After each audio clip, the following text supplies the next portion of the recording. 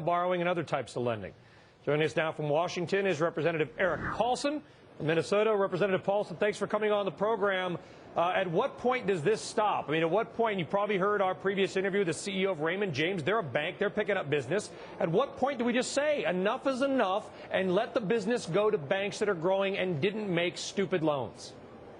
Well, I tell you, that's exactly what I'm hearing from my constituents as a new freshman member of Congress. I want to make sure that Congress is not doing more of the same. And here taxpayers are being asked once again for another bailout to provide for a wide variety of interests. And it's become a grab bag. It really has become a grab bag. And that concerns me, and it should concern every taxpayer in this country.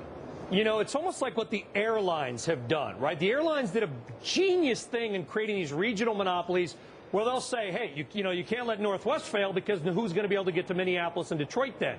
The banks right now, it seems, are holding financial weapons to people's heads, saying we're too big to fail. We own all these mortgages. We'll destroy the credit markets if we go down. At what point do we test them?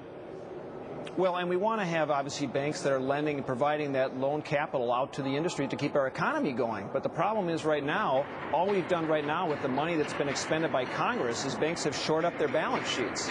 And so, there has to be a signal from the market that we know where the money has actually gone to, where it's been sent with appropriate oversight, transparency, and accountability. And I don't think we should be approving another $350 billion of walking around money for a new administration or for Congress right now. Well, Congressman, then why shouldn't the government just start its own bank? If you want taxpayer dollars used to make loans, then start your own bank. What do you say?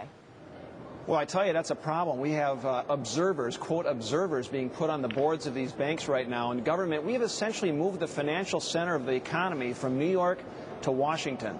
And that should scare everyone in this country. That is a big mistake. And we need to move in a different direction. We need to get back to sound private accounting principles and move in a completely different direction. You know, we have never let private money bid on any of these assets, which, as we talked about yesterday on this show, was what Treasury Secretary Paulsen really wanted to do, try to get some transparency. It was deemed too complex, too hard, so we never did it. The only thing we measure now is the equity, which, you know what, nobody's looking at bank stocks right now because of the value of all these liabilities. So when do we get some idea as to who's going to be let live and who's going to be let die?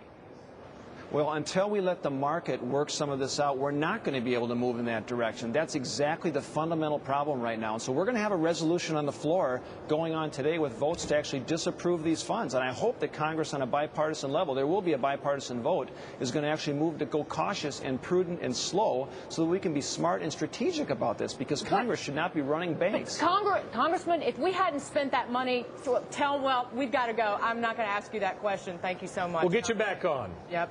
Congressman All right, Erik Paulsen, Republican of Minnesota, thank you very much. We're back right after this on Fox Business.